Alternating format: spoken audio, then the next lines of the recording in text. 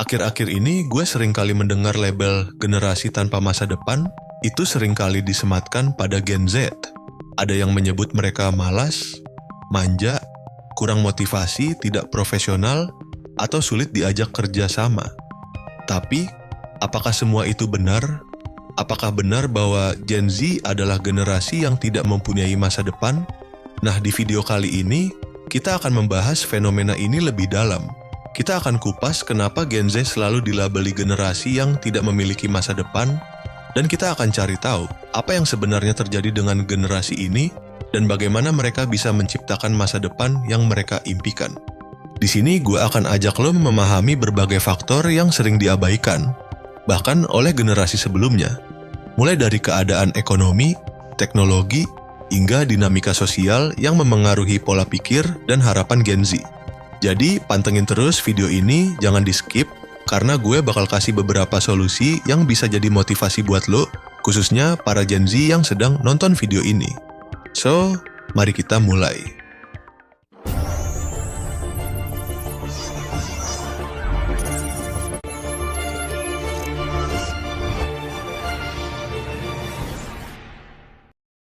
Generasi Z, atau yang sering kita sebut sebagai Gen Z, adalah mereka yang lahir antara tahun 1997 sampai dengan tahun 2012.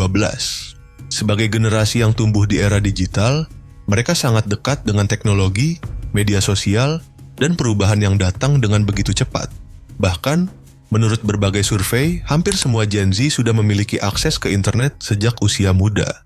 Mereka terbiasa hidup dengan smartphone, media sosial, dan internet sebagai bagian dari kehidupan sehari-hari. Namun, meskipun mereka dianggap sebagai generasi yang melek teknologi, tapi generasi ini sering kali disalahpahami. Banyak yang beranggapan bahwa mereka atau Gen Z itu hanyalah generasi yang malas, terlalu bergantung pada teknologi, dan cenderung tidak serius dalam bekerja. Padahal, kenyataannya, banyak dari mereka justru sedang berusaha mencari penghidupan yang lebih layak yang bisa membuat hidup mereka lebih baik lagi. Lantas, kenapa label negatif itu masih terus melekat pada mereka? Kita pasti sering mendengar stereotip negatif tentang Gen Z kan? Misalnya, mereka dianggap sebagai generasi yang pendek perhatian, terlalu banyak bergantung pada media sosial, dan hanya peduli pada gaya hidup mewah. Apakah semua ini benar? Coba deh pikirin soal perhatian atau fokus Gen Z yang katanya cuma bertahan 8 detik. Memang benar kalau dipikir-pikir mereka hidup di dunia yang serba cepat. Seperti scroll di Instagram atau TikTok bisa langsung kasih puluhan konten baru hanya dalam hitungan detik. Alhasil, mereka jadi terbiasa dengan arus informasi yang mengalir terus-menerus dan kadang memang sulit untuk fokus lama-lama. Tapi, apakah itu berarti Gen Z nggak bisa fokus sama hal yang penting? Nggak juga kok. Mereka bisa fokus saat memang diperlukan, hanya saja mereka jadi lebih selektif. Gen Z tahu mana yang benar-benar penting buat mereka, dan mereka jadi lebih cerdas dalam memilih apa yang perlu diperhatikan. Mereka paham apa yang mereka mau dan punya prioritas yang jelas. Lalu soal ketergantungan sama teknologi, banyak yang bilang kalau Gen Z nggak bisa lepas dari gadget, bahkan sampai kehilangan kemampuan sosial. Padahal, teknologi bagi mereka bukan hanya alat buat sekadar main sosial media. Justru, lewat teknologi, mereka bisa belajar lebih cepat, mendapatkan informasi yang lebih luas, bahkan bisa membangun karir. Bayangkan aja, dengan internet, mereka bisa menghubungkan diri dengan orang-orang di seluruh dunia, belajar banyak hal baru, dan membuka berbagai peluang. Tapi, sayangnya, generasi sebelumnya mungkin memandang Gen Z lewat kacamata yang berbeda. Mereka nggak tumbuh dengan teknologi secanggih ini, jadi wajar kalau mereka merasa Gen Z itu seperti terlalu digital. Tapi buat Gen Z itu sendiri, teknologi adalah alat untuk mendukung mereka berkembang. Nah, yang ketiga ini soal ekspektasi terhadap pekerjaan. Gen Z sering dikritik karena terlalu banyak tuntutan dari tempat kerja. Mereka dianggap pilih-pilih, nggak mau kerja asal-asalan, dan sering dinilai manja karena mencari perusahaan yang punya nilai transparansi, tanggung jawab sosial, dan peduli pada isu-isu etis. Tapi, pernah nggak mereka berpikir kalau sebenarnya Gen Z hanya ingin bekerja di tempat yang sesuai dengan nilai-nilai yang mereka yakini? Bukan berarti Gen Z malas atau nggak mau kerja keras, tapi mereka cuma ingin punya pekerjaan yang punya dampak, baik buat diri sendiri maupun buat dunia. Jadi, anggapan-anggapan itu memang sering bikin generasi Z dipandang sebelah mata.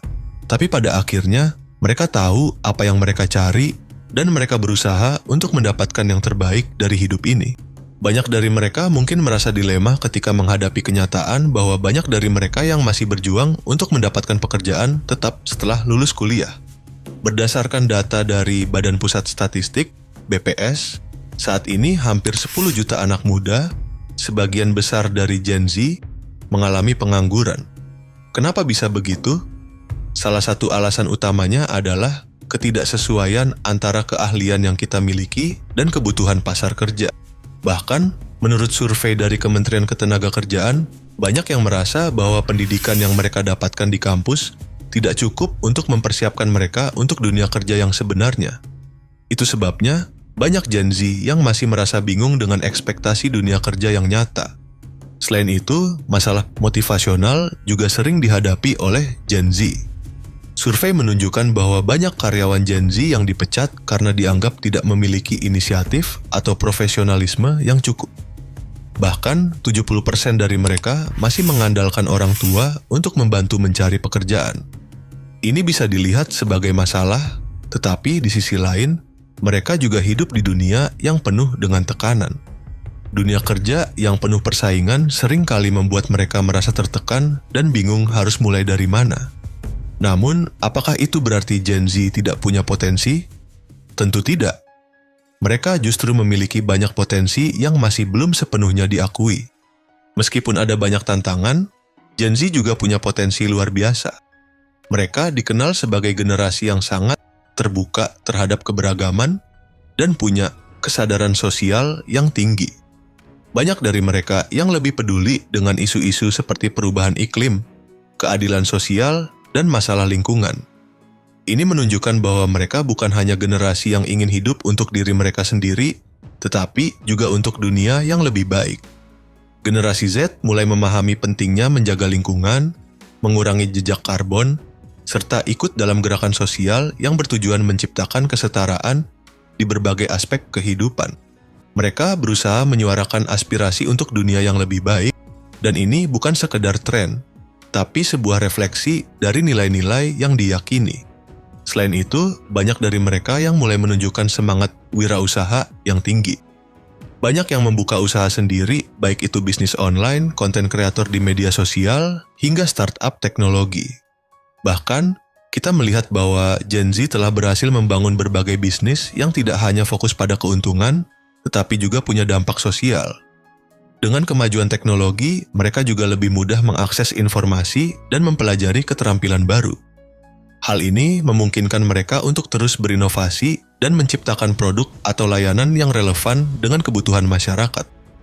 Kemampuan mereka untuk beradaptasi dengan cepat di dunia yang serba berubah ini juga patut diacungi jempol. Di tengah perubahan teknologi dan dinamika global yang cepat, mereka bisa belajar secara mandiri melalui internet, mengikuti kursus online, dan mengembangkan keterampilan sesuai kebutuhan zaman. Gen Z adalah generasi yang cepat tanggap, fleksibel, dan selalu siap beradaptasi dengan perkembangan baru. Potensi ini membuktikan bahwa label generasi tanpa masa depan sebenarnya sangat jauh dari kenyataan. Lalu, apa yang bisa dilakukan untuk mengatasi tantangan ini? Yang pertama, mereka harus lebih memahami dunia kerja dan mengembangkan keterampilan yang relevan. Tidak hanya keterampilan teknis, tetapi juga keterampilan soft skills seperti komunikasi, kemampuan bekerja dalam tim, dan problem solving. Mereka harus bisa menemukan keseimbangan antara kehidupan pribadi dan pekerjaan, serta lebih siap menghadapi kritik dan umpan balik. Yang kedua, mereka harus lebih bijak dalam mengelola keuangan. Pengeluaran yang berlebihan seperti belanja barang branded atau mengikuti tren yang tidak perlu seringkali membuat mereka kesulitan di masa depan. Menabung dan berinvestasi sejak dini adalah langkah yang tepat untuk membangun masa depan yang lebih stabil. Yang ketiga, kita harus mulai menciptakan peluang. Jangan hanya menunggu kesempatan datang. Kalau tidak ada peluang yang sesuai, buatlah peluangmu sendiri. Jadilah kreatif dan gunakan teknologi untuk menciptakan sesuatu yang bermanfaat. Jadi, apakah Gen Z benar-benar generasi tanpa masa depan? Tentu saja tidak. Mereka mungkin sedang berada dalam fase yang penuh tantangan, tapi itu bukan alasan untuk menyerah. Justru, ini adalah waktu kita untuk menggali potensi, mengambil kesempatan, dan menciptakan masa depan yang lebih baik. Jangan biarkan stereotip menghentikan lo. Mereka punya kesempatan untuk menunjukkan bahwa mereka adalah generasi yang penuh kreativitas, inovasi, dan semangat untuk merubah dunia. Jika lo merasa video ini membantu dan memberi lo perspektif baru, jangan lupa untuk like, subscribe, dan share ke teman-teman lo. Juga, cek video-video lain di channel ini yang bisa bantu lo untuk berkembang lebih baik lagi. Sampai jumpa di video berikutnya.